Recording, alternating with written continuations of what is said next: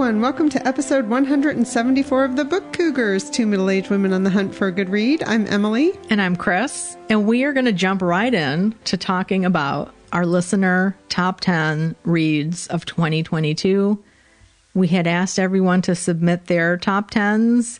Thank you so much to everyone who did. We received over 70 submissions, which came to 427 books total. And Emily has crunched them all into a spreadsheet. And I haven't heard yet what the top 10 are. So I'm super excited about this. Yeah, it was really fun I have to admit, I watched the spreadsheet build as people's forms came in. And it was really fun to see what came out to be, ironically, a top 11, which made us giggle because it's so hard for us to pick a top 10. But that's because there were some ties. There was a three-way tie for 9, 10, and 11. Wow. So at 19, the number one read for our listeners this year was Lessons in Chemistry by Bonnie Garmis, which was also one of my top 10s. And we did our top 10 reads on episode 172. Yeah. If you haven't listened to that, we did that with our buddy Russell from Ink and Paper Blog. Coming in at number 2 was The Sentence by Louise Erdrich with 13. Lucy by the Sea by Elizabeth Strout with 11. The Swimmers by Julie Otsuka with 9. Demon Copperhead by Barbara Kingsolver with 7. And that one had just came out at the end of the year, I think, yeah. And I've heard mixed things about it, but from people I know personally, I've heard more good things about it than not. Yeah. Remarkably Bright Creatures by Shelby Van Pelt with 7. And that's one that was going on and off my top 10. I loved that book as well. The Lincoln Highway by Amor Towles, also with 7. You know, what happens with these lists is it's like, oh, I forgot about that book. That's one that I've really wanted to read. Tomorrow and Tomorrow and Tomorrow by Gabrielle Zevin also had 7. And then these are the ones that tied, in theory, 10th. Still Life by Sarah Winman. The Love Songs of W.E.B. Du Bois by Honoré Fannin Jeffers, and Unlikely Animals by Annie Hartnett. Oh. Yeah. She wins the award for my favorite book trailer of last year. I don't know if people remember this, but it kind of, in our bookish world, went viral because she was doing a book trailer right before it came out. And you see this picture of her holding up her book and she goes, "What's it about? I don't know. It's a book. It's an effing book." And it was just really cute. But that's one I also want to read and didn't get to. So those were the top 10-ish. But then also the author that got mentioned the most with 4 different titles was Maggie O'Farrell. Interesting. Yeah. And then there were a slew of authors that got mentioned with 3 different books. Anne Patchett, Colson Whitehead, Elizabeth Strout, Kate Quinn, Louise Erdrich, Louise Penny, Richard Powers, Stephen King, Taylor Jenkins Reid, and William Kent Kruger. That's fascinating. Yep. Yeah, so the hot writers these days, that's a good indicator of who's being picked up a lot. Yeah, and people picking up their backlists too, which is always so interesting, right? Because I feel like the top 10 does often end up being books that came out in the current year, right? But it's interesting to see authors who people are still reading their backlist. I always like to see that. Yeah. And, you know, some people who do their top 10 list only do books that came out that year. And then others are just like whatever they read that year. So we didn't ask people to define that at all. Right. To me, it doesn't matter. No, not at all. Yeah. I mean, the whole experience of seeing these lists just always makes you realize, like, oh, so many books, so little time. Indeed. You know, when I saw that our total was 427 books, it's like, holy gracious, that's a lot. That is a lot. Last year, Emily put a page up on our bookshop.org page with the listener top 10s of 2021. But this year, we're just going to do the top 11. If you're interested in purchasing any of those, we're affiliates of bookshop.org, and we'd always appreciate your purchases through that. And I do have all of this compiled into a spreadsheet that I'm happy to email people. If you are interested in having a reading list for the next 10 years, feel free. I'm happy to email it to you as well. And all of those links will be in the show notes. And if you use this information for academic research, just, you know, attribute us. Footnote, the Book Cougars. Oh my God, too funny. So we wanted to mention our next read-along. We know we have some new listeners. We do a quarterly read-along each year. And this year, our theme is books about books. So our first pick for quarter one is Parnassus on Wheels by Christopher Morley. Yes, and we are going to be having a Zoom discussion about that on February 26th at 7 p.m. Eastern Time. Email us at bookcougars@gmail.com if you're interested in participating. And then we'll be talking about it on, I think it's episode 178. I'm not sure if that's right. Okay. That might not be right. It might be 176. On a future episode. Yes, on a future episode. And the publisher, Dover, was kind enough to send us an extra copy of the book. So we are going to host a giveaway. Yeah, this is cool. It's 2 books in one. So it has Parnassus on Wheels and then also The Haunted Bookshop, which was kind of like the follow-up novel to Parnassus on Wheels. And Dover's a really great publisher. They do a lot of classics and older books at really great prices. So this is 2 books in one. To win a copy or to win this copy, you just need to be a newsletter subscriber. You can sign up at bookcougars.com/subscriber. And that too will be in the show notes. We'll also have a discussion thread on Goodreads for the read along. I know some people have already read it. Some people have read it in the past and plan on rereading it. I know Tony mentioned that. I read it in the past as well, but really don't remember the details. So you can chime in there anytime. And for those of you who are new listeners, Goodreads.com is, we're not affiliates of them. They're owned by Amazon, just so you know that. But they're a site where you can keep track of what you've read, find things to read, connect with friends and see what they're reading. And you can make a group. And so we have a group page for the Book Cougars. And there's a discussion thread for each episode that we've ever done. So if you're listening to back episodes, you can go there if you have something to say about a book or anything we've said. Feel free to leave comments there and we get notifications. And we also have a thread going for people's reading intentions for 2023. And there has been a lot of action on that thread. It has been so fun to watch. Yeah, we asked folks, like, what are your reading intentions or goals for the year? Because, you know, a lot of people set these in 2020. Well, they set them the year before. And I tend to wait until January because I know myself and I know that in December, everything seems possible in the new year, you know, and I've often set myself up to fail. So, Emily, what are your reading intentions for 2023? Well, I always start with setting my reading challenge on Goodreads, and I set it for 52 books, which seems reasonable to me, 1 book a week. Also, I just like to use the reading challenge because it's a great way for me to track my reading. I register everything that I read there. So even when we're preparing for the podcast, I use it as a resource. What about you? Yeah, 52 books is my numerical goal. You know, I know some people don't like number goals. And I don't know, I had always set like 52 as a good number. Like you said, it's 1 book a week. It seems manageable. It allows me to read really big books, because then I can read a shorter book or 2 in 1 week down the year. And really, if I don't make the 52, I don't sweat it. Yeah, me either. No, it's just a way to set a goal. I mean, it kind of forces you to pick a number in order to have a challenge. Right. You know? Yeah, and so if you do set a challenge on Goodreads, which you don't have to do, it gives another little category, a link that you can click that just kind of segregates the books that you've read this year into their own little list. And it makes it really pretty with all the titles. That's what I like too. I mean, all the covers, I should say. Yeah. So that's my easiest first reading intention, is I always, on January 1, sent my reading challenge on Goodreads.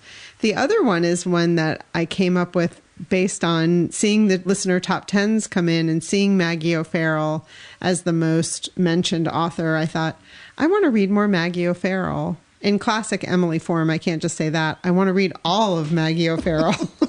So she has 9 novels, 1 memoir, and 2 children's picture books. Oh. So, and I've only read Hamnet, and then I'm reading something of hers now. Very cool. So are you challenging yourself to read them all this year? I mean, that's what I'm saying. Okay. But who knows? I just want to read all of Maggie O'Farrell. Okay. I'm not suggesting that I have to do it this year, but it's something I want to be thinking about as I'm choosing books this year.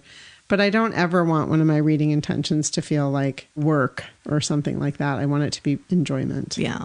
Well, one of the goals that I have, I joined Adam's challenge. He blogs at Roof Beam Reader. He's done this for, I think it's his 10-year anniversary of doing this challenge. It's the TBR Pile Challenge, where you choose 12 books that have been on your TBR for longer than a year that you want to read in this year. And then you can also have 2 alternates in case you DNF one of them, which is nice.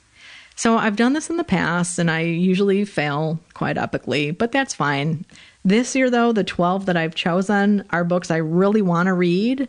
I didn't do any shooting on myself when it comes to, like, you know, you should really read that book already. I tried to really look at the ones that I'm excited about. Yeah, that makes total sense. Right now, right? Yeah, So I'm super thrilled. The book I'm currently reading, which I'll talk about in that segment, is one that I think I've owned twice before in the past and never read and just thought I'm not going to get to that. But now here I'm reading it finally and loving it. See, there you go. So good things come out of challenges. Like if I only read that one book, I'm happy. Yeah, good. And it's good to do it first thing in the year, right? Yes. Well, the other thing I want to challenge myself to is to read from one new to me cookbook a month. And I want to cook a recipe from the cookbook also. And I feel like one a month feels very attainable to me and also gives me an excuse to kind of see what's out there and new in the cookbook realm. Typically, I just do that by wandering up and down the cookbook aisle at the library. Yeah, more to come on that. I look forward to that one in more ways than one. Maybe I'll score some free meals. The only other one I have that's like a specific type thing is the Willa Cather short story project that I've been doing now for a couple years, just reading one of her short stories a month. Because I've always wanted to read all of her short stories, but I don't pick up short stories naturally. You know, it's not my go-to. Novels are more my thing. So this is the second to the last year for the challenge. It'll end in 2024. So there are 12 short stories, and I read the first one already. So yay. You're doing great on your intentions. Wow, show off. Well, when we did our top 10s, I did shoot on myself because I was like, you have not read much nonfiction this year. I read a lot of memoir, which some people consider to be nonfiction. It's a form of nonfiction. And I still want to continue to read memoir. I love it, but I want to get back to some more just straight nonfiction, which I've started and have finished one myself this year. Very so that's good. great. Nice. Yeah. And then my only other, I guess it's an intention. I want to really focus on morning reading. Morning reading is when I'm at my best. I want a technology off hour if I can do it in the mornings. So I'm going to really try. I'm not going to say that I have to do it every day, but really to remind myself that, that's when I love to read the most. Nice. Yeah. I love reading in the morning. I know people have said, how do you read so much? Which, compared to other people, I don't read that much. Really, look at some of these people on Goodreads. But reading for that hour in the morning, you do that consistently, and the pages really add up. Yeah, I also do it at 4 a.m. when I can't sleep. So it depends on what you call morning, I guess. Yeah. Oh my gosh. I get a lot of middle of the night reading done. Yeah. Yeah. I'm sorry, but also that's nice. Yeah. At least you have an e-reader. It's not like the old days when you had to light a candle right. and, worry about burning the house down because you fall asleep reading with the candle going. Absolutely. We're not that old, but you know. Gratitude for my e-reader for sure. Well, let me give you some highlights from our listeners who contributed their reading intentions and goals. We had a lot of people who set numerical goals. Quite a few 52s, a couple 50s, a couple 40s. I think the highest one that I saw was 200. And the average at this point, when I, did the statistics, 75 books a year was the average of Book Cougar listeners, which is cool. Yeah, that's a good number. So a lot of people said that they really want to focus on reading their own books, of getting through those physical books, and then also the ebooks that they have waiting for them that they've bought over the years that they really want to get to. And one listener has, I guess on the Kindle app, you can set a goal, which I love that idea because I often forget about books that are on my Kindle that I want to read. Yeah, me too. Yeah. And even once I see them, I'm like, do you want to do the research to see what is this book? What's it about? Do I want to read this one? Mm-hmm. It's different than having the physical book to pick up. Right. Yeah. So it might be nice to check out an app or whatever e-reader you use if they have some type of way you can set a challenge for yourself in that way. There were some people who had specific goals, like reading the Tournament of Books shortlist. The Feminist Book Club Radical Reading Challenge is another one.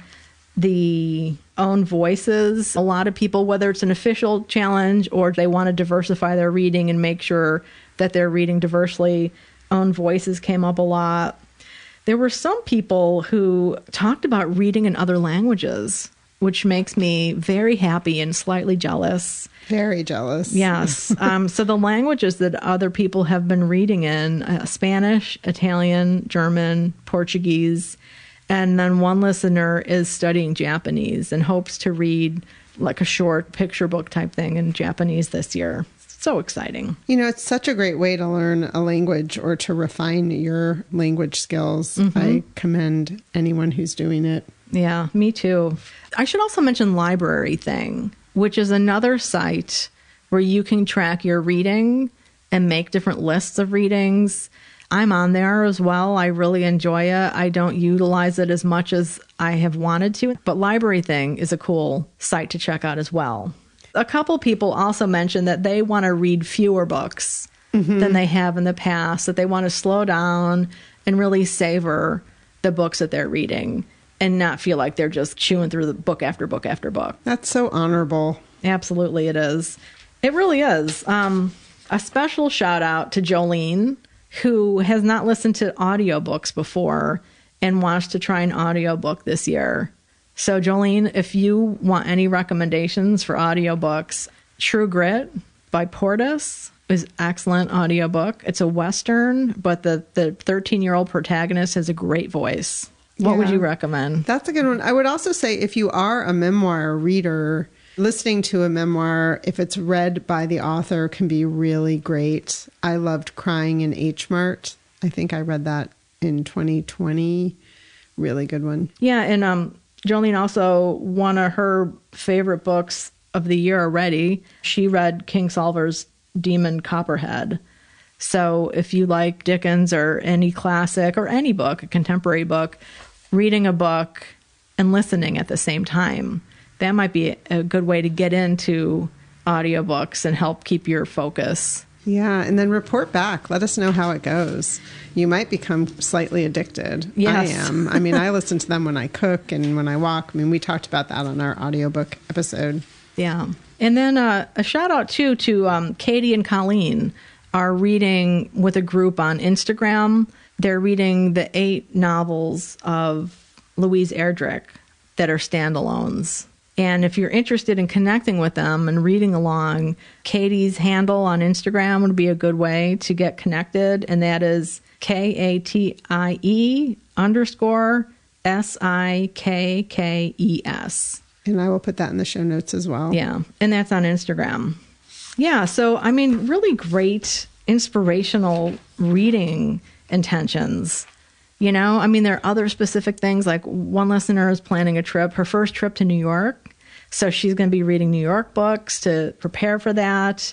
Other folks are going to do our read-alongs, and then other book clubs that are online and books mentioned on other podcasts. There's just so much out there. It can be overwhelming at times, but I know when I felt overwhelmed, I just try and clean out everything and focus on one thing, like the read-alongs or a challenge. Libraries often have challenges too. Yep. That could be a good way. And you can even be entered to win like a drawing if they have some type of formal way of tracking people's readings. So thank you so much to everyone.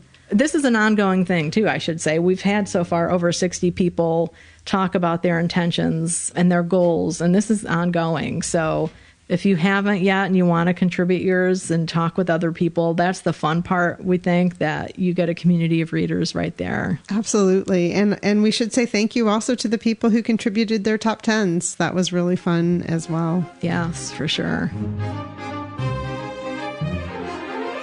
So, Chris, what are you currently reading? I'm currently reading People of the Book by Geraldine Brooks. And this is the book that I mentioned that I think I've owned twice in the past and gave away and bought again. And this is a brand new edition because her book Horse, which came out last year and was such a strong seller, apparently they've repackaged them. And the cover that I had before was kind of a dark cover with a butterfly wing, which is instrumental in the story. And this one is much brighter. It's like yellow and orange and pink and white. So it really stands out. It's about a rare book, a Haggadah, a Jewish book that was illustrated beautifully at a time when Jewish books weren't illustrated in like the Christian manuscript tradition. So it's a rarity for that. And this book conservator is called to assess the book because it has suddenly reappeared. Things are found in the book. She's analyzing the book. And what Brooks does is she takes the reader back in time to these various points in time and places around the world where things happened with this book. So it's like a really cool historical biography of this book, practically. I'm loving it. Oh, I'm so glad. Yeah, I'm sure I'll talk more about this after I finish it. And she also wrote March, which a bunch of us read for our Summer of Little Women a couple years ago. And March was a reimagining or an imagining of the father in Little Women, Mr. March. It would kind of be considered fan fiction, right? You know, exactly. Yeah. Okay. For sure. Yeah, I was just thinking about that because we're going to be talking about a book that handles fan fiction moving forward here Absolutely. in this episode. So that was People of the Book by Geraldine Brooks. Well, this may come as a surprise to people, but I'm reading a Maggie O'Farrell. We're both trying to get in there with our intentions straight away in January. So I reached out to a friend that has read a lot of Maggie Farrell and said, where should I start? Because I've only read Hamnet. Her most two recent books were historical fiction, Hamnet and The Marriage Plot, which just came out at the end of last year. But she wrote much more classic straight fiction before. And so I'm reading This Must Be the Place. It's told via multiple character points of view. A little confusing for my brain because even though it says who the character is and the date, she does a lot of different characters and a lot of back and forth in time. But I'm forging ahead. It's 400 pages. Her writing is beautiful, but it's really dense. You know, it's one of those where like it takes a while just to read a page. But the main protagonist is Daniel Sullivan, and the opening scene is in Ireland, where he comes across a little boy on the side of the road who has quite a speech impediment, and he's trying to help him explain why he's on the side of the road and where's his mother, and the story takes off from there. And I'll talk more about it on the next episode. Very cool. Again, that's called This Must Be the Place by Maggie O'Farrell. Nice. So, Emily, what have you just read? Well, I finished Rough Sleepers by Tracy Kidder. The full title on that is Rough Sleepers, Dr. Jim O'Connell's Urgent Mission to Bring Healing to Homeless People. I ended up consuming it both via audio and print, and Tracy Kidder does narrate the audio, and he did a really good job. This is my first nonfiction of the year. I'm very proud of myself. It's about Dr. Jim O'Connell, who has made it his life's work to bring medical care to the homeless community in the Boston area. Tracy Kidder follows Dr. Jim's journey, but he also kind of brings in some of the patients who they become very attached to and tells some of their story, which really humanizes the experience of a homeless person. What he really is trying to point out in the book is not only Dr. Jim and what makes him successful and his group successful at the job that they're doing, but also pointing out that in order to handle this problem, it involves housing, our prison systems, our healthcare system, Medicaid, everything, and they can't do it all just with medicine, of course. It was just a great book. And I feel like I've done some work in my work life around the homeless community, so I understand some things. But as with most things, if you hear stories and it humanizes an experience, you understand the problem a little bit more. And I feel like Tracy Kidder did a really good job of that. I cannot recommend this book highly enough. And I think the experience of listening to it was really good as well. So if you're a straight audiobook listener, this is a good one, but I did enjoy consuming it both ways. And I will talk more about it because I got to see him. Went on a biblioadventure. So again, that's called Rough Sleepers by Tracy Kidder, and it is out now. Well, I finished How the Word is Passed, A Reckoning with the History of Slavery Across America by Clint Smith. And this is a big book on a lot of people's list in 2021. It's out in paperback now. And I so enjoyed this. I listened to it on audio. So it's kind of like a part memoir, travelogue, historical accounts.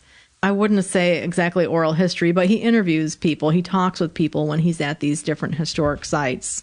So some of the places that he visits are Monticello Plantation, the Whitney Plantation, Angola Prison, Blandford Cemetery, Galveston Island, New York City, Goree Island, and he is from New Orleans originally and talks about how, he grew up and didn't notice how much symbols of slavery were all around.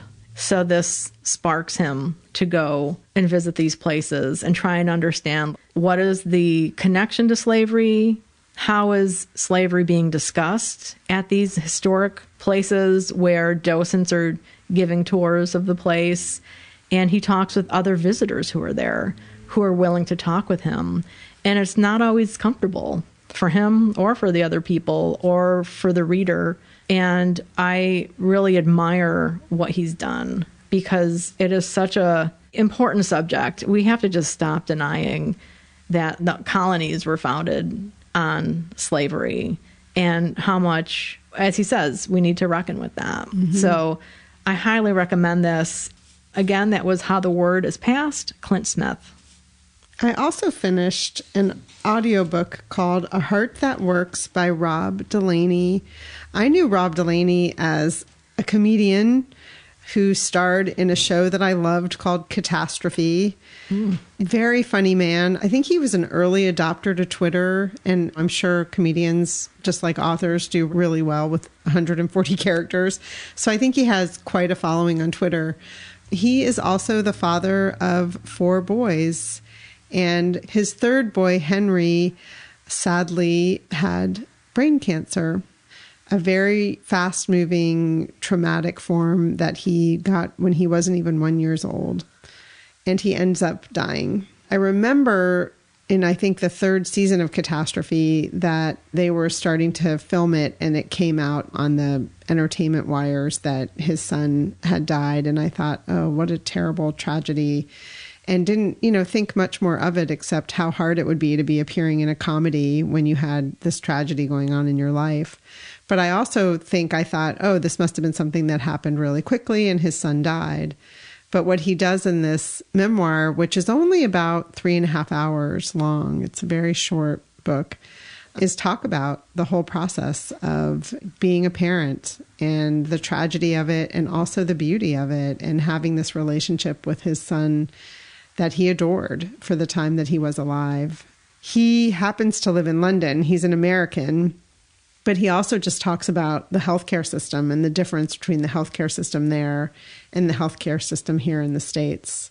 And he's hilarious, as you might imagine. He's a comedian, so it's also interesting to be reading and hearing about such a tragic story, but also he peppers it with just tremendous humor. I really enjoyed it. He narrates. Again, that's called A Heart That Works by Rob Delaney. Well, I haven't heard of that show. Oh my gosh, it was so funny. I think there were 3 seasons. The premise of it is this American guy is over in London for a very short visit and has a hot and heavy relationship with a woman that he meets, and she gets pregnant. And so he ends up moving there. They get married. They have these kids. And they're both hilarious. The actress is Sharon Horgan, I think is her name. She's now starring in the show Bad Sisters, which if you haven't watched is hilarious. I just binged that myself recently.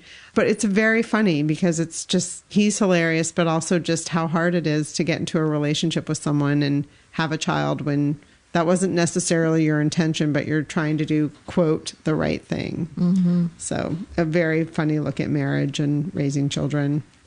Well, the last book I read, the second book I read, I should say, as if I've read a whole bunch lately, was one that we both read, John Steinbeck's The Winter of Our Discontent. We read this for the Vintage Book Club. Yes, we met up at the Wood Memorial Library and Museum up in South Windsor is where we meet. That's a quarterly book club that meets only in person.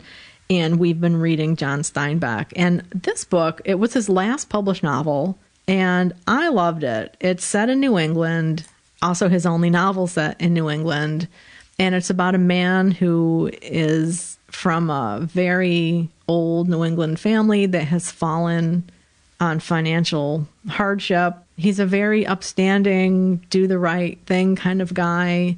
He was a soldier in World War II. He's home now for probably 10 years or so, maybe a little bit longer than that. Yeah, because it's 1959, I think, right? Yeah, and his kids are teenagers. Right, yeah. So anyway, doesn't matter how old the kids are, other that they're teenagers and they have needs, right. And his wife kind of wants to hold her head a little bit higher, and she's a little upset that he is now the clerk in the grocery store that he used to own. So the story takes place between Easter, and it ends on the 4th of July. Mm-hmm. I thought it was really funny, and there's a lot of history in it, which I think is what made me like it so much more than perhaps other people in the group enjoyed it. It made me think a bit about Hawthorne and just the old New England family and coming down in the world. And still living in the community where you had a different standing. Right. Yeah. Mm-hmm. It's classic Steinbeck, though, in a lot of ways, because it does have this good man, and then it has not so good men, and then it has a woman who's a whore with a heart of gold type of character, who's a little bit more fleshed out, though, than a lot of his female characters, I think. Yeah, and we talked about that when he wrote this, he was on his third marriage, which was a happy marriage, unlike East of Eden, where he had been what he saw as wronged by his wife, and his bitterness came out in the writing of East of Eden. So the winter of our discontent is a Shakespeare quote, and now is the winter of our discontent, made glorious summer by this son of York. I think my absolute favorite musical is Something's Rotten. It's a comedy about Shakespeare, actually about these two brothers, the Bottom brothers, who are trying to write something great, but Shakespeare's all the rage. It's a great musical, though, for book nerds, because there's so many literary references. They use that now as the winter of our discontent. And one of the songs, it's kind of like a rock song that Shakespeare sings. So funny. I'm really glad we chose this one. I really enjoyed it. It had quite a twist that I kind of gasped when I got to that part. And the gentleman caller turned and looked at me and I said, this book just took a turn. I was so surprised. I did not see it coming. So I really enjoyed it as well. I was surprised by it in a good way. Yeah, same here. And it's one of those books, there's so much packed into it, so many literary references and biblical references and historical things that I think it's a book you could read again and again and still keep picking up on different things. Yeah, I was just reading, actually, there was a theme when Ethan Allen Hawley, who's the main character, would walk to work. He'd walk to the store where he was a clerk, and he'd walk other people, as happens, everyone's going to work at the same time. He'd walk with some other people. And there's a part where they're walking and they don't want to step on a crack and break their mother's back. And I was like, why does he keep bringing that up? I mean, he brought it up 2 or 3 times. And so I read about that, what is the reference? And it's actually a reference to slavery. Or I shouldn't say a reference, it stems from that. Wow. And so I thought, that really got me thinking, what is Steinbeck trying to do here? And I think you're right. If you really wanted to read this as an academic and understand its place and time and what he was trying to do. There's a lot more there. Yeah. Well, and I think that's the banker, isn't it, who does that? Yeah. And it's really interesting because these families go back in time. So the banker, who was Holly's dad's age, and the banker had been an advisor for his father. So both of these families go back to the beginning of the colony. So there's a lot of baggage there. And this whole superstition of stepping on a crack. Yeah. I mean, we did that when I was a kid all the time. Yeah, all the time. It was a sing-song thing. Yeah. So it made me wonder, like, what is going on here? And I don't know if he was alluding to the older significance to that, or if it was something more of its time. I don't know. But, yeah, interesting. Yeah, because so many things are not what they seem. Yep. Even the historical record and family lore. I think it's a great book. And I had read that it didn't get good reception, but I peeked around on newspapers.com and looked at old reviews from around the country. And most of the papers around the country ran reviews, and they were really positive for the most part. I think it was just one reviewer for the New York Times. He was also Hemingway's biographer. And he didn't give it a good review. Maybe that's because he burned Hemingway in the book. Yeah, he does. There's a line in this book. So Ethan is talking with Margie, one of the characters, and they're talking. He says, ever seen a bullfight, Ethan? And she says, my second husband used to take me. He loved them. I think bullfights are for men who aren't very brave and wish they were, which I wrote on the side, like, burn towards Hemingway, because, he loved bullfights so much. So that might be the deeper root of that review from the New York Times. Yes. Is it Carlos Baker? That might be the critic's name. I'll have to look that up, and I can mention it on the next episode, because I remember my mom reading that biography just around the time I had asked her for some recommendations on what to read. And she's like, well, try Hemingway. I think you'd like A Farewell to Arms, which I did. And I still love that novel. I've read it a bunch of times and really like it. And I like other Hemingway novels. But she was reading that, we got into a little Hemingway clique together, and she was reading the biography then, and she finished it. And I was like, well, what'd you think? She's like, I don't really think he liked Hemingway all that much. So I'm not really sure, literary critics and biographers don't always necessarily like their subjects, or, I didn't read that biography, so I'm not sure how my mom read it or what her expectations were for the biography. Interesting. Yeah. Winter of Our Discontent, John Steinbeck. Recommend? To pause up. So should we talk about our biblioadventures? Yes. Oh my gosh. We went to Boston and had such a great day. It was such a great day. I mean, we are lucky. We can drive into Boston and spend a day and then drive home, which is exactly what we did. Yes. And the traffic gods were with us. It was smooth sailing there and back, which was really lovely. And our first stop was Brattle Books, which is a used bookstore that I've wanted to go to since forever ago. It was great to finally make it there. They're an old store, antiquarian and used. So they have their building, which is a 3-story building. And then next to it, there's like an empty lot that's asphalt. But in nice weather, they have book carts out there with dollar carts and sale carts and stuff. We were there and it was a rainy day, so the carts weren't out. But they have this cool, huge pencil above the door that spans the length of the building, which I love pencils. So that was so much fun to see in real life. And then on their sign, they have like a writing quill and a little ink bottle, which is also really a nice nod. That's really the reason Chris wanted to go. Totally. Totally. So if you check out our social media, we do have pictures of us standing under the pencil. And then it's really well organized when you get inside. So the first and second floor, they're used books, but they're not so rare. The rare books were on the 3rd floor. Right. Yeah. And they had some wonderful things up there. And they were really accessible. I was shocked. I mean, there were some things behind a glass case or two, but we could really touch these books and pull them off the shelf. Yes. I couldn't believe it. Well, and I have a feeling that maybe some of the rarest of the rare might not even be at that site. Yeah. It was really wonderful to be able to handle the books in that way. Yeah. And see them. I learned something in one of my classes already. I always thought that when you opened a book and the leaves were still connected at the top, that those were considered uncut. but they're actually, the technical term is unopened, because the term uncut is something that binders do to cut the edges of the book so you don't have that deckled edge. Anyway, that was fun to see and to handle. Yeah, it was this little tiny book that I just happened to pull off the shelf because I saw Willa Cather and pulled Chris's elbow and said, "You must look at this book." But I will say one of the things, I mean, it was very crowded and the aisles were kind of close together and the shelves are really tall. And people might not remember this, but Chris and I are not really tall. And so when we got down to the first floor and we were in the fiction section, I mean, right away I was like, well, half of these we're not going to be able to look at because we can't reach them anyway.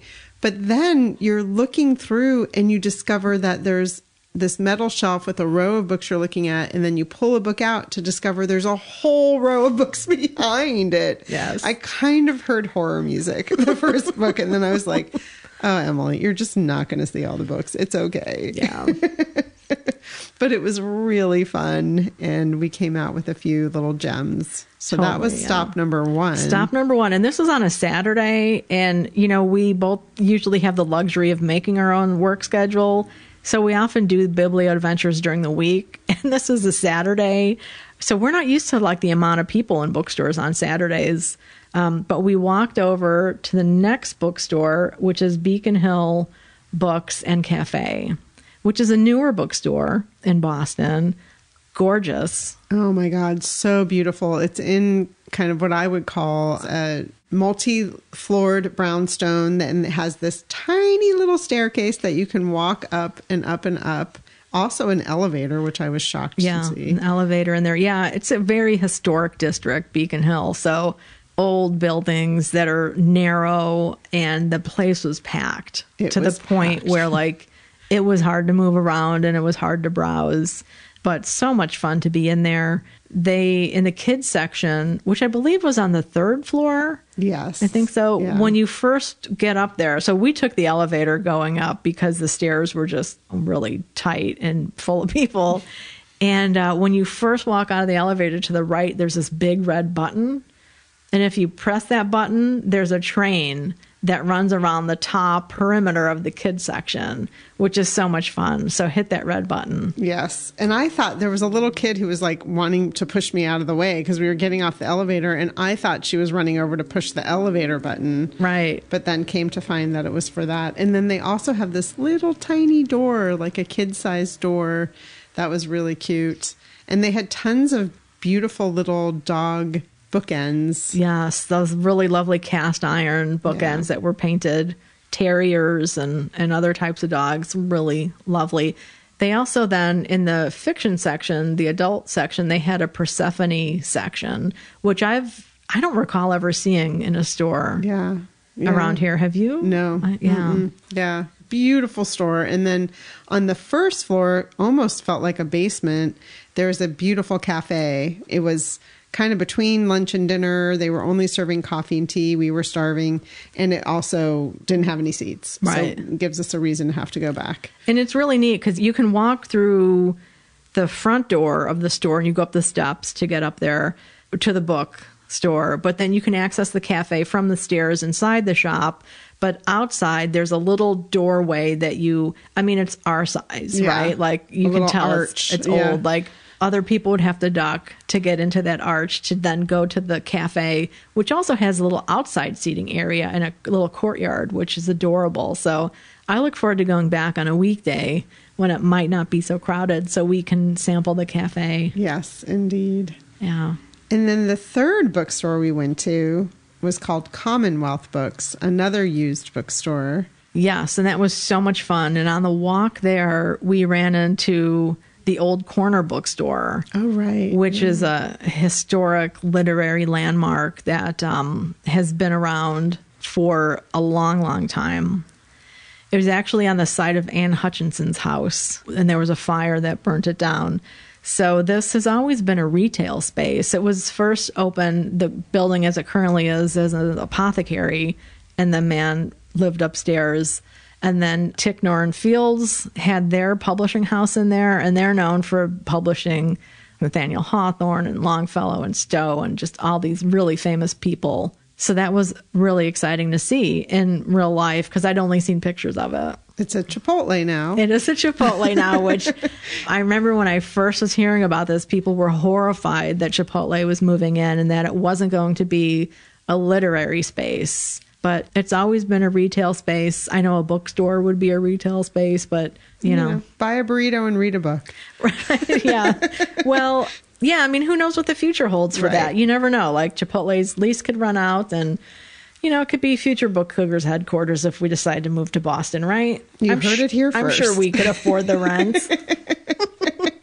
I'm just glad they didn't tear it down and put some, modern building up. I know. It's really cool to see an old building repurposed, just like Beacon Hill Bookstore, Yeah, absolutely. I mean, same with libraries, old libraries that closed because a new, bigger library opened. It's really great to see them remodeled as apartments or restaurants. Anyway, Commonwealth Books is just down the street in this really cool little, breezeway alley. Yeah, we had a hard time finding it. Our GPS was like, you're there. And we're wandering around like, no, we're not.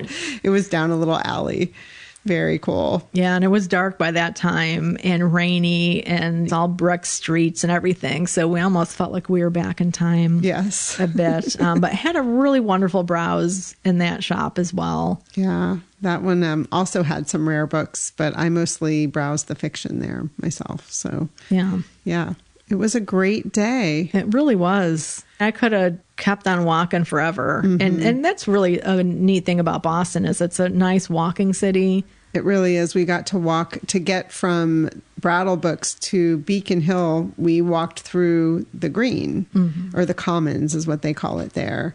And the new MLK sculpture had just opened. It's called The Embrace. So it was pretty crowded. We didn't go over to it, but we got to see it from a distance. Yeah. And walking the Commons is really cool. There's a lot of history in Boston. You can't get a block without seeing a plaque or a statue or something of interest. Right. Yeah. So loved it though. What a great day. Yeah.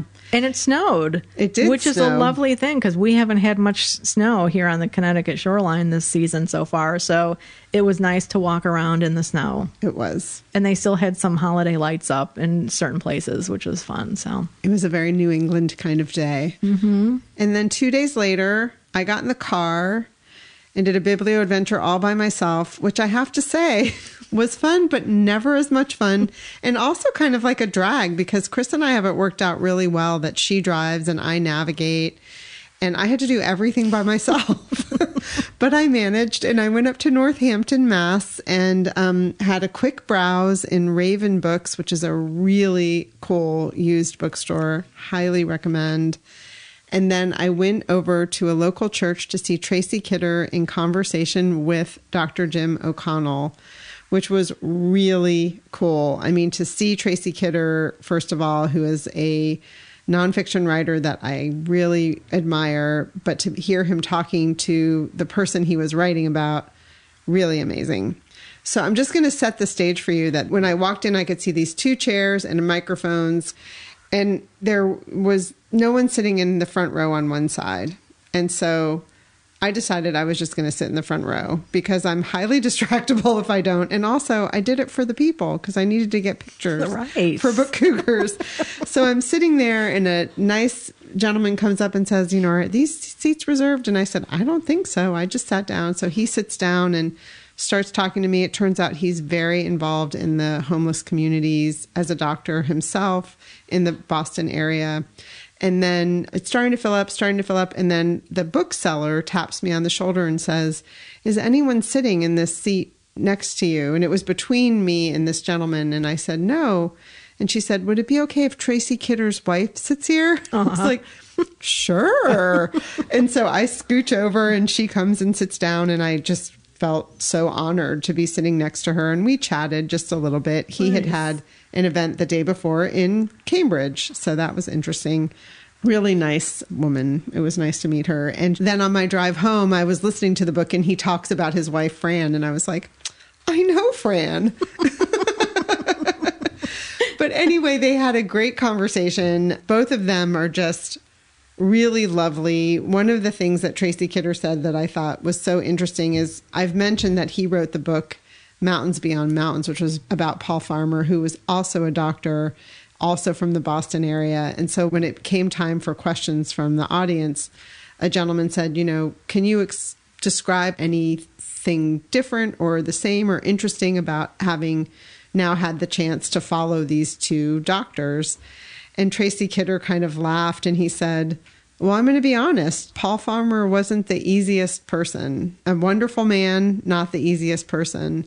And he said, I'll just tell you the easiest way to explain it is Paul Farmer loved to be called a saint. He loved nothing more. Dr. O'Connell, if you call him a saint, he just fades. He cannot stand it if you call him a saint. Interesting. Yeah. Which he said, Says a unfortunately, lot. but he said, unfortunately, it also makes people want to kind of raise you into sainthood even more. But it was a great conversation. And one of the real takeaways for me that was interesting was Dr. O'Connell talked about how what he's really learned over these years since 1985 is that the system of medicine for homeless people is much different than how it has turned out to be for those of us who go into our regular doctor's office, which is super quick, super fast. You don't take much time. That's just the way the system has been set up for those doctors. Whereas what he's learned is if you're not going to take the time to talk to someone who's experiencing homelessness and getting to know them and understanding their story, they're never going to seek healthcare.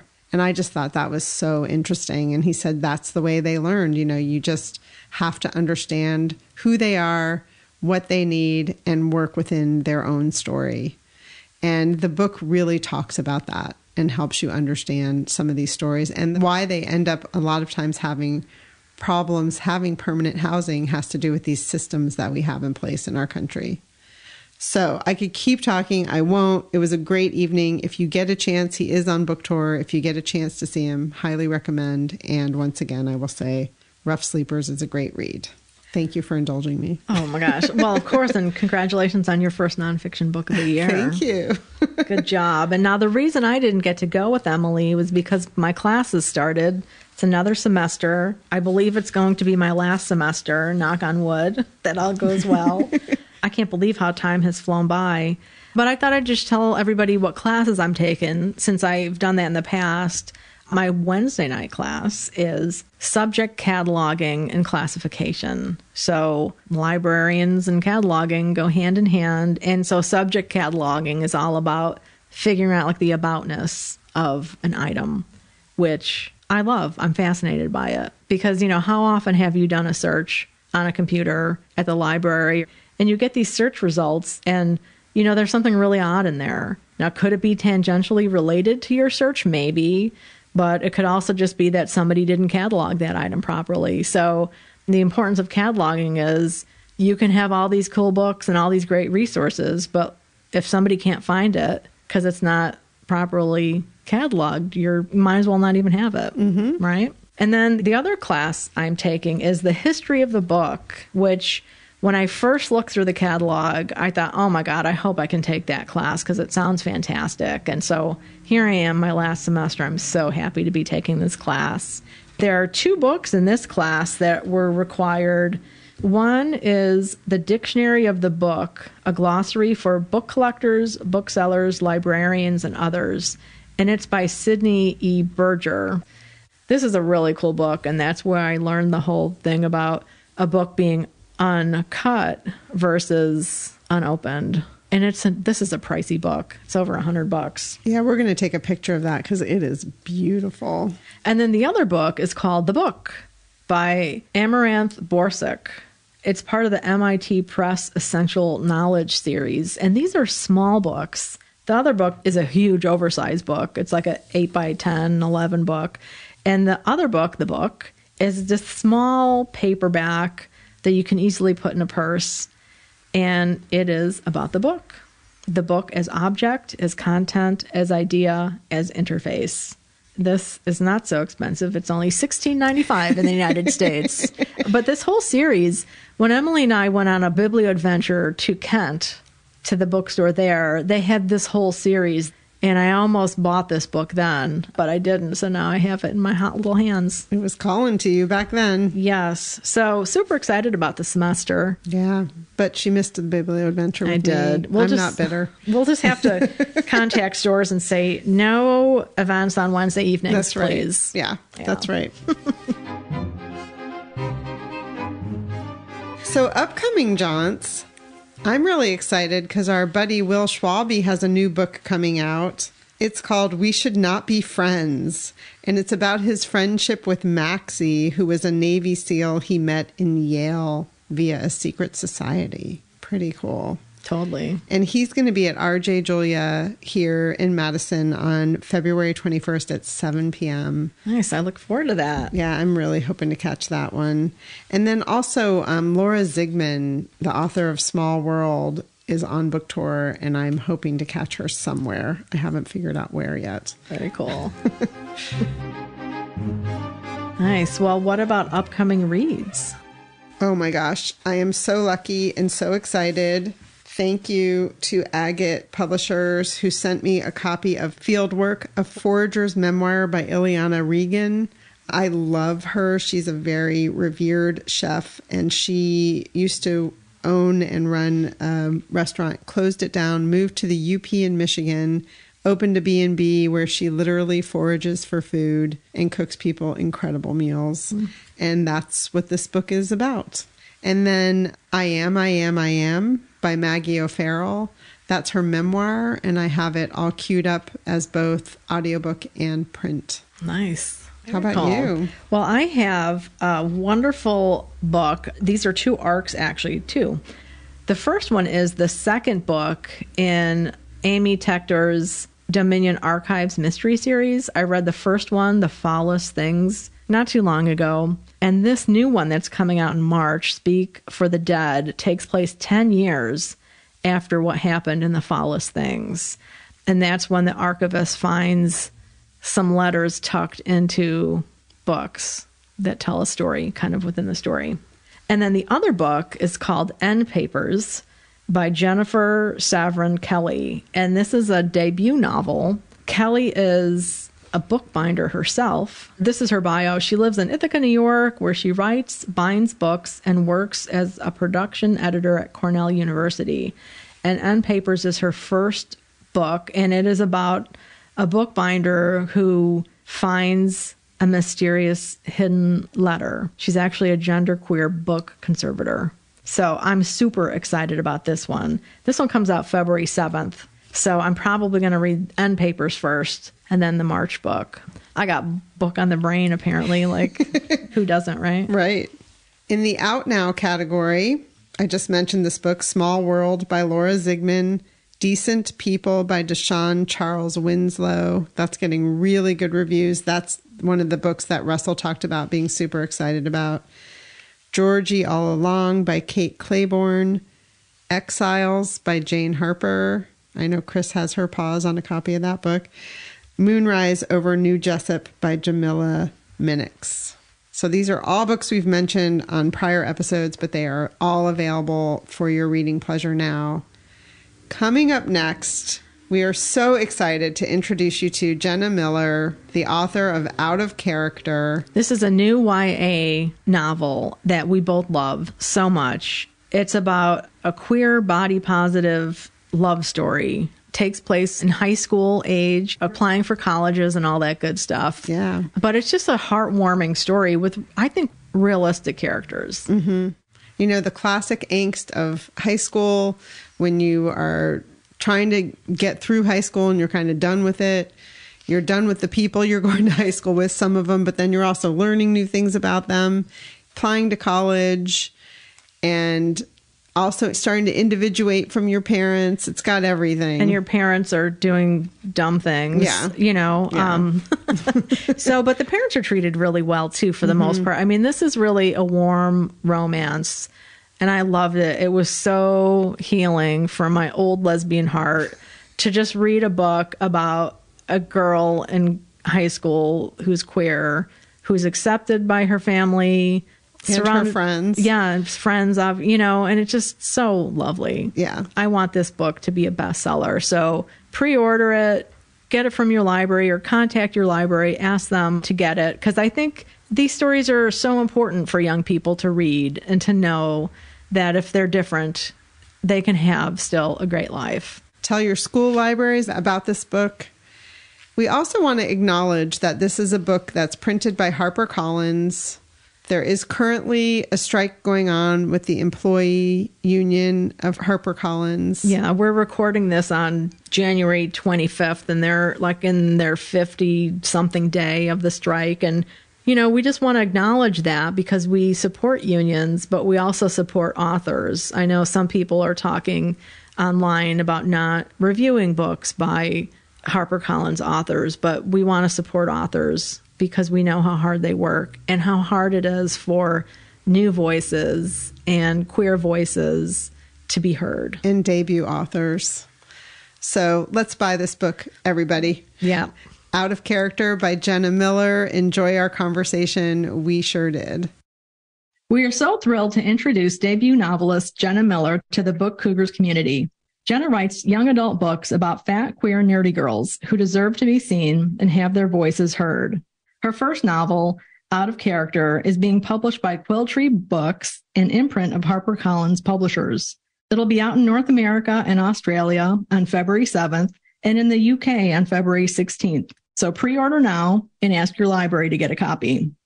Out of Character has been described as Dumplin' meets Geekerella. Emily read it, and I'm currently reading it. We both love the warm, realistic characters in this queer, fat-positive YA romance, and we think you will too. Welcome, Jenna. Thank you. Thanks for having me. Jenna, congratulations on your debut novel. Thank you. Really loved it. Can you give the listeners just a little, kind of like your elevator pitch? What's this novel about? Out of Character is about a high school senior named Cass who has an online role-playing addiction, and no one in her personal life knows about it. So she's juggling that on top of her grades not being great because of it, and she's dealing with some family issues. It's not really a spoiler, it's in the intro of the book, but she has to deal with her mom leaving her and her dad early on in the book. So that's going on. And then she has a girlfriend in her life who kind of enters the picture then too. So not a great time to start dating someone else, but you know, it is what it is. It's high school. It's messy. You can't control it. So she's just kind of juggling all these things at once. And then throughout that, she's also getting closer to her friends online and eventually meets her best friend in person, and things get a little complicated. Online, like we were just talking before we started recording, that Jen and I have known each other online for 15 years, maybe? Yeah, 10, 15 probably. Yeah. And, you know, through the writing community and the book blogging community and things like that. And so how cool is it to be sitting here now, you know, e-meeting, as Yeah. John the Book Maniac has called it. And then Emily and I met because of a podcast. So the three of us together are, you know, living proof of online connections, which for my generation is still something that kind of worries people. Oh, yeah. I imagine parents today still do worry about that as well. And I just love the way you handled the age differences, or like, you know, Cass's situation with being online and then the parents' attitude, which is twisty and very cool. So, you know, it was interesting for me as I was reading your book, I was thinking about Dungeons and Dragons, which when I was a kid growing up, my brother was really into that. And he would host these like 24-hour parties where they would throw dice and create stories. And I never really got into it and I didn't understand it 100%.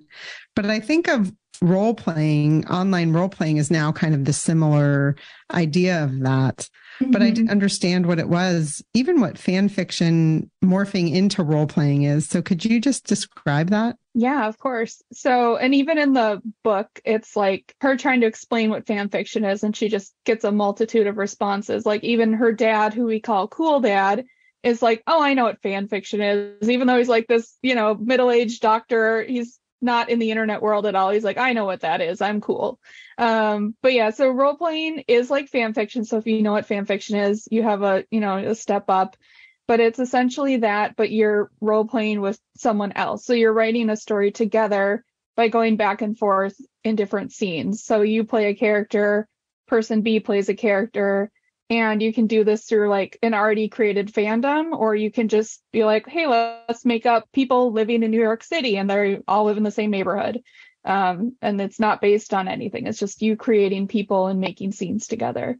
That's kind of how it started. When I was in high school, I started role playing and I did become addicted to it. So, it's a little inspirational, but very different, of course, from my own life outside of that. So I got into it. I will age myself. I got into it in 2005 when I was in high school. I got an ad on my Zynga site to join a role play, and we role played on AOL Instant Messenger, so another dated platform. So then when I wrote the book, I had to modernize it to like Discord and Tumblr and like stuff like that. But the kind of basics of it, I didn't really change much because I think kids are still like role playing pretty similarly. It's just the platforms that have changed.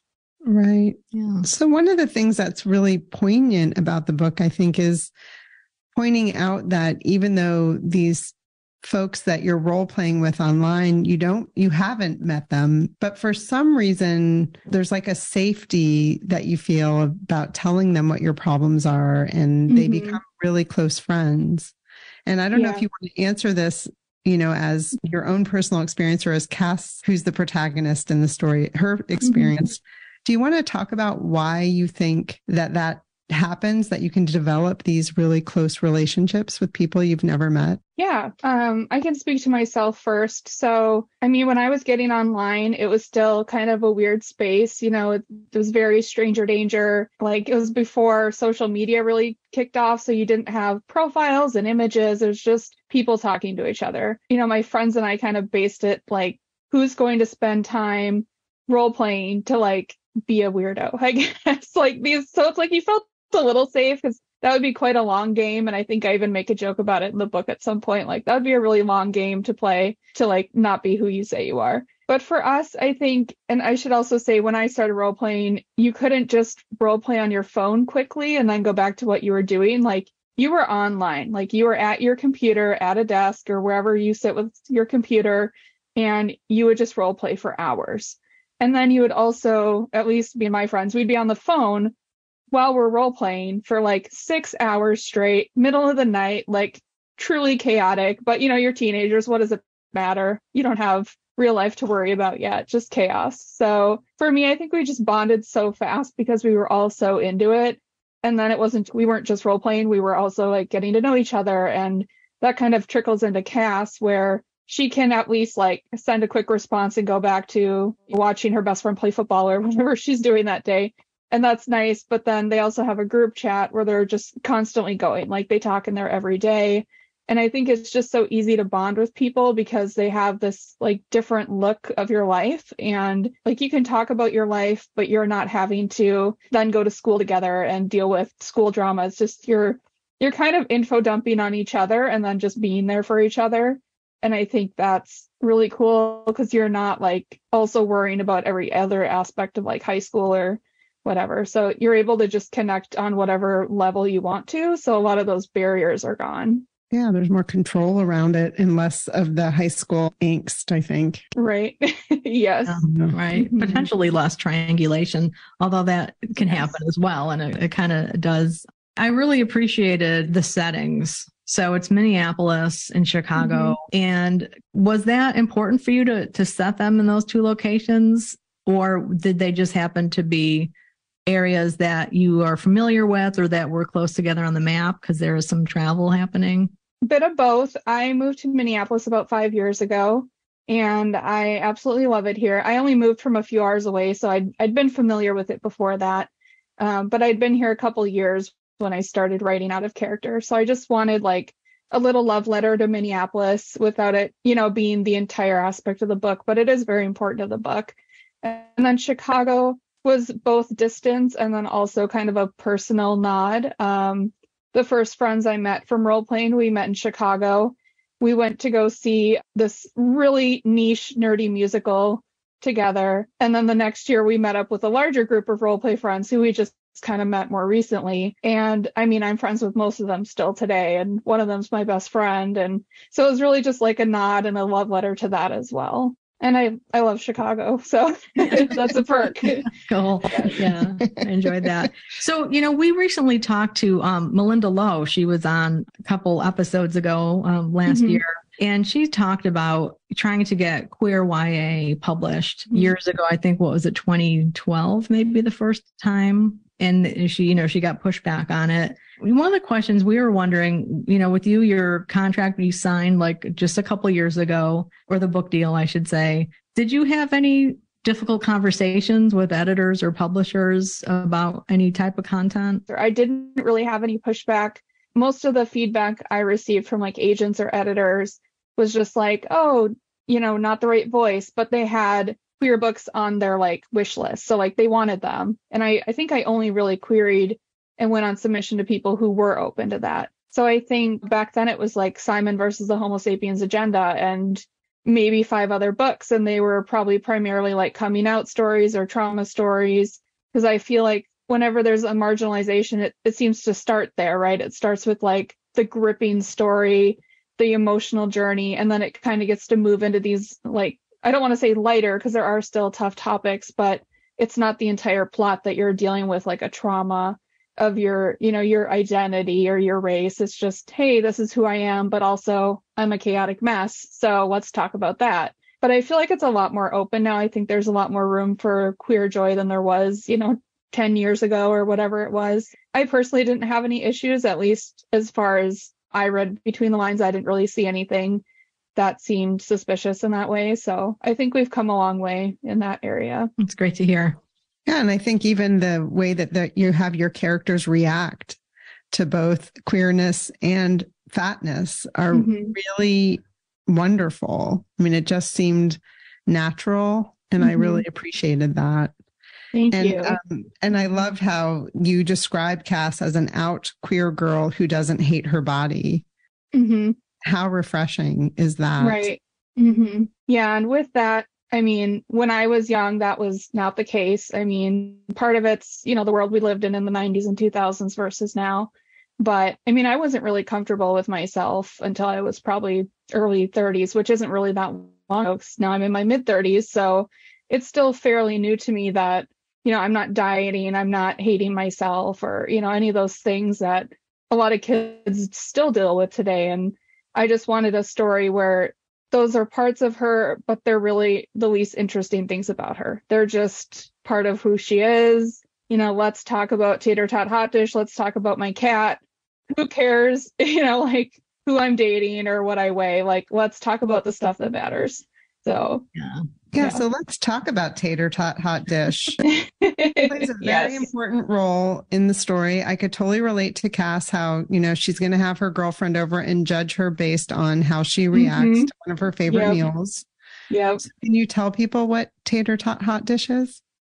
Yes. So, and I think you both have a recipe card, right? So that's part of the pre-order campaign.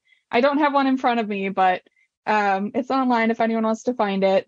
But yeah, so Tater Tot Hot Dish was something that when my parents got divorced, my dad needed help. He didn't, he made boxed macaroni and stuff, but he wanted like actual recipes, which in the Midwest means casserole and hot dish, however you want to say it. I don't really have a preference, but ask people in the Midwest, they'll have beef about hot dish and casserole language. But I don't care. But yeah, so Tater Tot Hot Dish was one of those recipes that a friend of his gave him to make for us. And it's very basic. It's very Minnesotan. It's basically beef, corn or cream style corn, 2 types of cream soup. So I think it's like cream of celery and cream of chicken soup, salt and pepper to taste because, we have to have our spices in the Midwest. Right. Yeah. So it's a very basic recipe. You bake it for an hour. It's delightful. And Cass takes it very seriously. There's a wrong way to make it. And everyone is basically going to hell if they make it the wrong way, in her opinion. Again, I don't feel that strongly. I make it the way my dad makes it, but I don't care. So I had to make her a little ridiculous in that way. So yeah. Well, we're Midwest bonding here because I'm from Illinois originally. Emily's from Ohio originally. Okay. So lots of Midwest connection going on here. Are you casserole or hot dish people then? Casserole. Okay. We'll come to Minnesota. We'll have a conversation.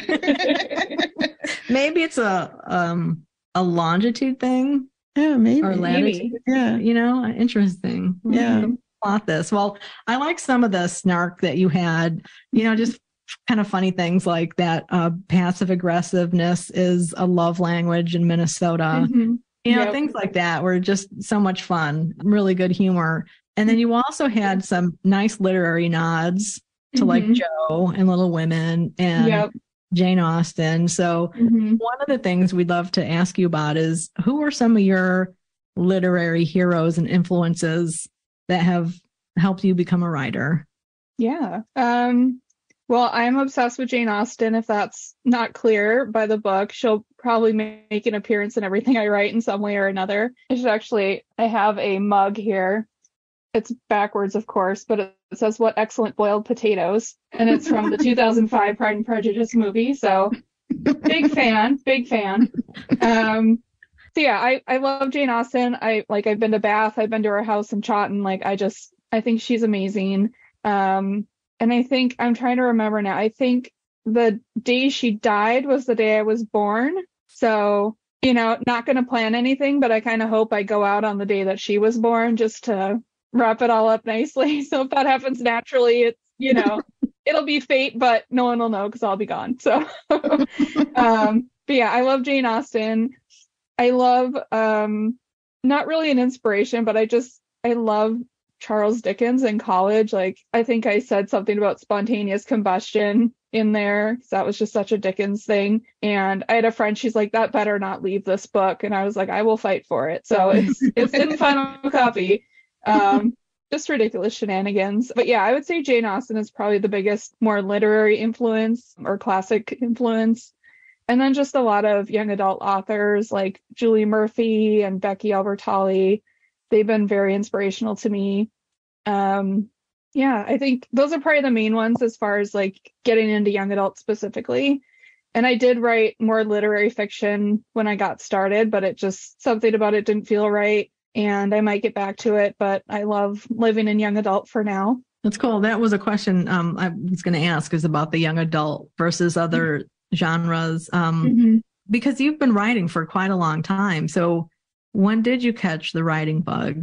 I think my first novel was 2012, 2013. And it happened because a professor of mine read one of my short stories and he really enjoyed it, but he was like, "This should be a novel. This isn't justified as a short story." And I was like, "Okay, sure, why not? I'll write a novel then." It was terrible, of course, because it's your first novel and it's going to be, but special place in my heart because it was the first. But that was very middle-aged characters, literary fiction set in London, and I'm 20 years old at the time thinking that's exactly what I want to write. And it's just you're not middle-aged yet, so maybe you should go somewhere else with that. And then it kind of slowly gravitated to, people who were 30 to people who were 25. And eventually it got into teenagers.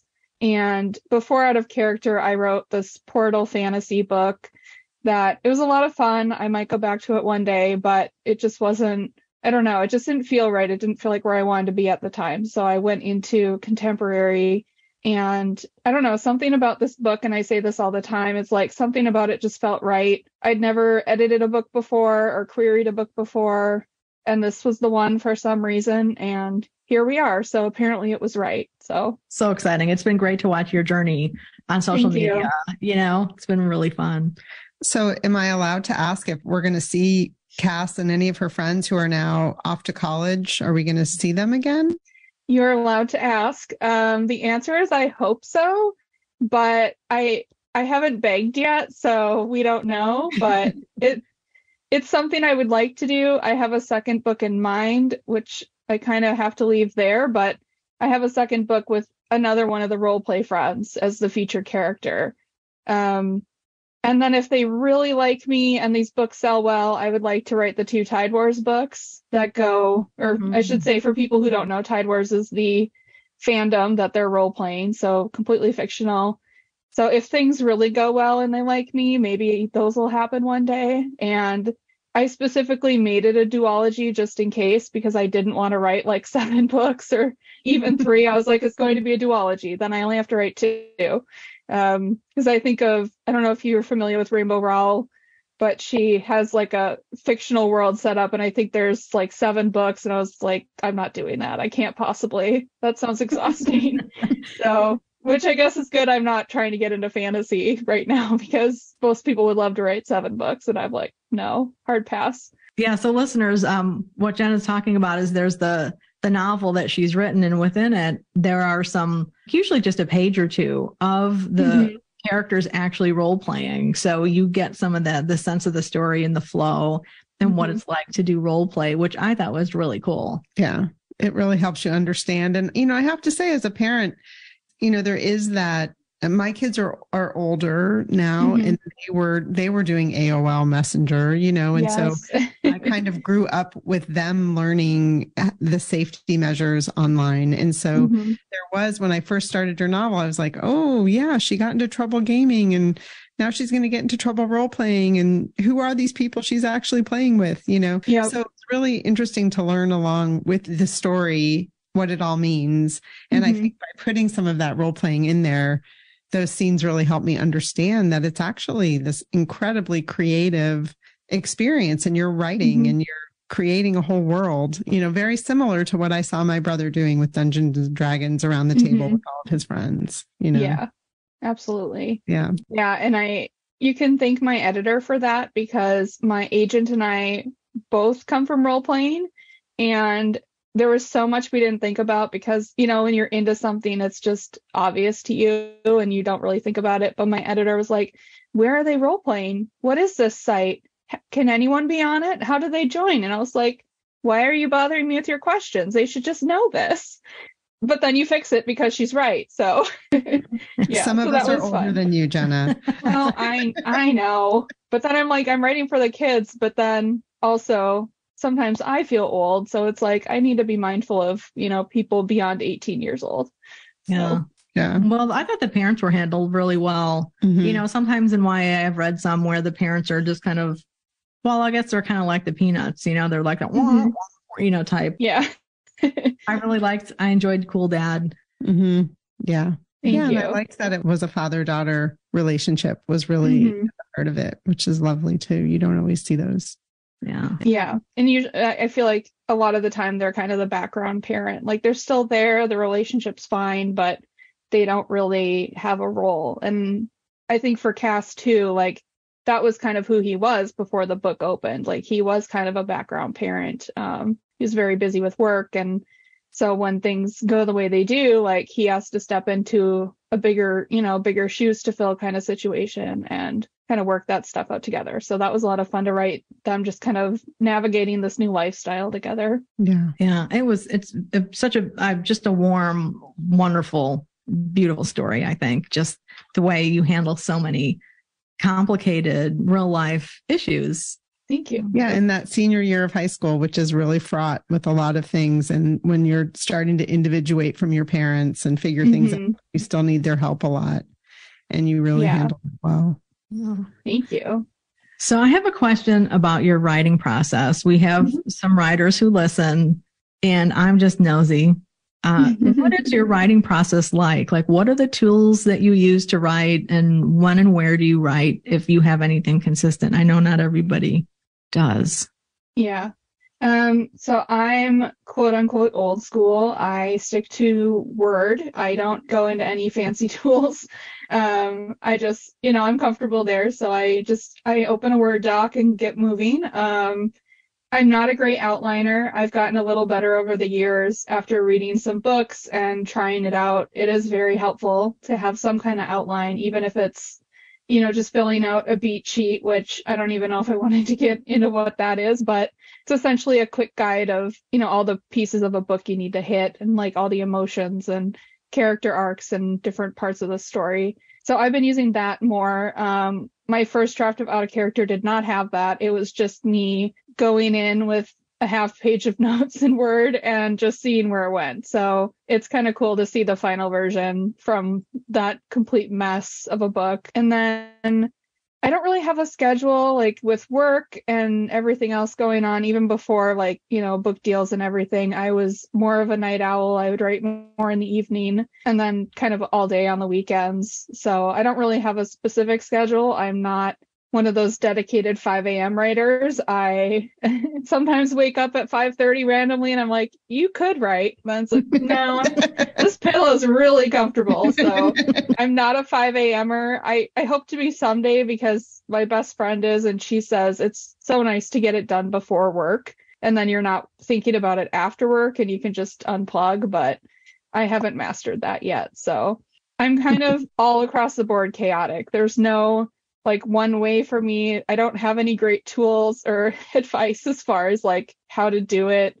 I just kind of go in with some ideas and hope for the best and edit a lot later. Well, I was going to say, I think that to let people know that your first draft was not what the final book ended up being is a really important reminder to people who are writing. Mm-hmm. Yeah. And I think a lot of writers are such perfectionists too. And it's so hard to accept that your first draft is not going to be that great, because you're just, I think I don't remember who, but someone likened it like you're telling yourself the story the first time and then you're like really bringing it to life after that. And I think that's important to keep in mind, is you don't have to have it perfected. You don't even need it half perfected. You just need to have the ideas down. So I think it's helpful to have that mindset as you get started. Yeah. Well said. Yeah. I mean, a lot of people, they don't understand when they start that writing is rewriting. Mm-hmm. Yes. Yeah. Absolutely. Well, Jenna, it's been so great to have you on. I would like to end with one more question, which is a little controversial, but in your author's note, you said that you spend a lot of time making charcuterie boards. Yes. So I wonder how you feel about the butter board, which a lot of people are doing now. Are you familiar with the butter board? I'm not. Is it what it sounds like, or what is it? Well, let me tell you, and then we get your opinion is what you think, because I have very strong opinions about it. People are now taking boards, like, the board you would set all your charcuterie out on, and they're smearing butter on it and then putting things on top of it. And then you like take the meat or the whatever you put on, and you like grab the butter and you eat it. You wipe it. Yeah, you wipe it and eat it. How do you feel about that? I was like, can you just see me dying inside a little bit the more I stare at you? I'm not a huge butter person. Like, if it's in a recipe, that's totally fine. But I'm not like, oh, I'm making a sandwich, I need butter. So to me, this sounds horrifying. I don't know what this is, if it's some kind of brain thing, but I hate the feeling of butter. Like, if there's a butter knife that I have to wash, I will wipe it off first and then rinse it, because it stays. I don't know if you know what I mean, but like it just doesn't wipe off. And I just can't imagine that on a board of what would otherwise be a masterpiece. So I didn't know I had a strong opinion about this, but now I'm going to write a 5-paragraph essay about all the problems that it has. You're welcome. Yeah, thank you. I'm not going to be able to sleep tonight. I'm going to be like, why would anyone do this? Yeah, I feel the same way. And I actually love butter, and I still feel that way. I'm like, no, it doesn't. No. Put it on spread. Well, that's like Cass with cheese. Like, if it's on top dish, it's wrong. But I love cheese. Cass loves cheese. So there's a time and place for butter. It is not on a board. Thank you. Thank you for contributing to what is a very important conversation in my life, yes. I find. Well, I'm glad I could have an opinion. Definitely the honest wrap up to an interview with the novelist that we've had so far, I think. But it was so important. It was beyond anything else we talked about. We needed it. Yes. Seriously, though, we wish you so much success with this book. It's really a delight. And, some of the things you touched on about struggles you had in your own life. It's lovely that you have written this book for young people, probably a book that all three of us would have liked to read when we were teenagers. So thanks for that. Yeah, thank you. Today's episode is sponsored by Shuli Kaywood's story collection, A Small Thing to Want, has won the Independent Publisher Bronze Medal for short fiction. Dayton Daily News called it the most exceptional short story collection in quite some time. And BuzzFeed News said the stories are beautifully crafted and dig deep into the realities of family life. Signed copies on sale now at tinyurl.com/a small thing to want. We talked to Shuli about this short story collection on episode 100, if you want to give that a listen. And all of these links are available in the show notes. Thanks for listening to The Book Cougars with Chris Wallach and Emily Fine. We'll be back again with another episode in 2 weeks. Until then, come chat with us on social media, Goodreads, or email us at bookcougars@gmail.com. If you'd like to help support our podcast, please tell others about us, leave a review wherever you listen, and consider becoming a patron. Even $1 a month is a big help. Learn more about that on our website, bookcougars.com, where you'll find the show notes for this and all of our past episodes. Thanks, everybody. This episode was edited by Pat Keogh Sound Design.